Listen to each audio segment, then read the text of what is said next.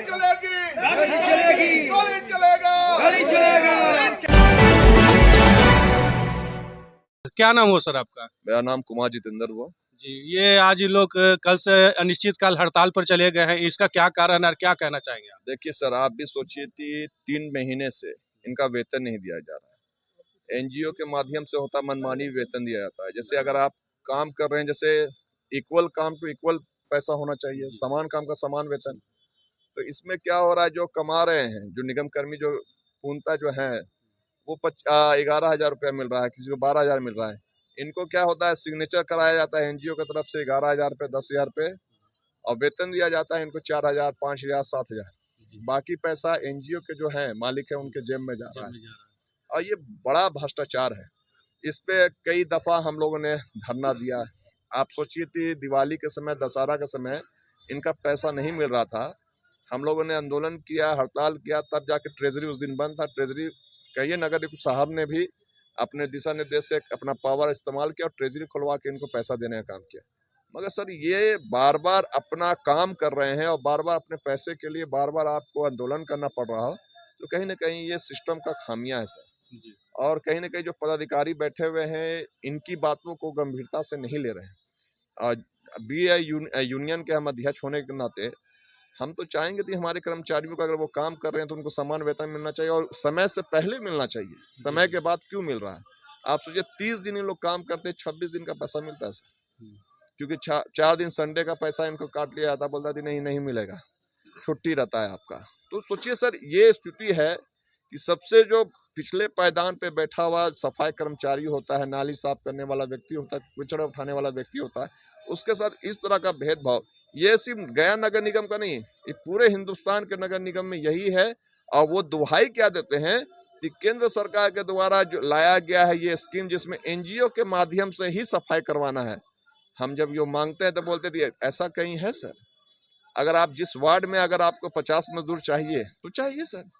अरे दिवाली में कुछ ज्यादा हो सकता है, दशहरा में ज्यादा हो सकता है, मगर पितरपक्ष है, दिवाली है, दशहरा, इसमें ज्यादा। इसमें कभी आपको लगता है कि कम नगर कर्मचारियों की जरूरत होती है? नहीं ना सर।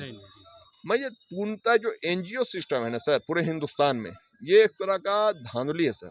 पैसा लेने का, करप्शन करने का सबसे आसान तरीका है कि हम मोटा पैसा लेकर आपको एनजीओ को दे दिए, ठेका दे दिए, अब वो अपना मनमानी कर रहा है। क्योंकि ऐसे तो कर्मचारी से आप पैसा लीजिएगा तो हल्ला हो जाएगा, गोदाल हो जाएगा।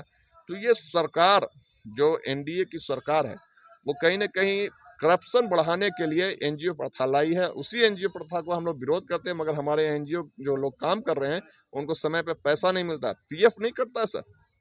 आप देखिएगा, पीएफ जो होता है आपका 12 रुपया अगर मिलता है, इनका कटता है, 12 रुपया सरकार का उसमें जोड़ना चाहिए। जी बिल्कुल। अब 1% जो होता है वो चाहता है, मगर आप सोच सकते हो वो नहीं मिलता है सर। ग्राउंड जीरो पे मैं बोल रहा हूँ, ये नहीं मिलता है। और कहीं ना कहीं ये अभी केंद्र सरकार और राज्य सरकार की फेलुअर है सर। भ्रष्टाचार करने का ये सीधा सीधा कारण है। आज 21 तारीख हो गया है, 22 तारीख, लेकिन अभी तक इन लोगों को नवंबर का सैलरी नहीं मिला है, जैसा इन लोगों का कहना है। अब इन लोग को क्या उम्मीद है कि हड़ताल चालू कर दिया, इन लोग का निश्चितकाल हड़ताल रहेगा, तो इन लोगों को क्या नवंबर का सैलरी मिलेगा इन लोगों की क्या? देखिए सर, मुझे कहना है कि कहा जाता है कि मजदूर की मजदूरी खत्म होने से पहले उनके हाथ में पेमेंट मिलना चाहिए। बिल्कुल। मगर यहाँ देखिए कि आप नवंबर का पैसा नहीं मिल रहा है सर। ये सेठ साहूकार नहीं है सर, इनके पास बैकग्राउंड कोई पैसा नहीं है सर। ये कहीं ना कहीं पैसा जो ये कमाते हैं, खाते हैं सर, डेली वेजेस वाले व्यक्ति हैं सर इन लोग। तो उनके बाद भी आप इनको पैसा नहीं देगा। 1 महीना ये कहीं ना कहीं सेठ साहूकारों से कर्जा लेते हैं सर, 5% पे, 10% पे, वो भी सभी को नहीं मिलता सर। उसका सूद देते देते इनका आने वाला नस्ल, कहते हैं ना कि आपकी नस्ल सुधारने के लिए हम लोग काम कर रहे हैं, ये नस्ल बिगाड़ने वाला काम एनजीओ सिस्टम कर रहा है सर। और इनको पैसा नहीं देना, इनको कर्ज में डालने का काम हो रहा है सर। गया नगर निगम में एनडीए तो है नहीं, यहाँ पर तो सारे लोग मतलब एनडीए के विरोधी हैं जी। और आपके जो उप महापौर हैं वो कर्मचारी ही रहे हैं, आप लोगों को मालूम है। फिर इनको क्या सहायता मिल रहा है नगर निगम से? देखिए सर, यहाँ एक कमेटी बनी हुई है, वो कमेटी के जो संचालक हैं वो बार बार, क्योंकि एनजीओ के माध्यम से ये शुरू से दिया गया हुआ है, और एनजीओ से उस कमेटी को लेना देना, ये कह सकते हैं उस पर दबाव दिया जा सकता है।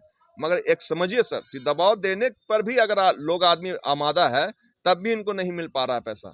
ये बात आपका कहना है कि भाई यहाँ तो वह ऐसा एनडीए और राज्य सरकार और केंद्र सरकार का नहीं, यहाँ स्वतंत्र प्रभार में जो आपका है विपक्ष के लोग ही सरकार, मगर वो काम नहीं कर रहे ना सर, इसलिए तो हम लोग विरोध कर रहे हैं। जो काम जो मजदूरों की बात करेगा सर, गया के नगर निगम पे वही राज करेगा सर।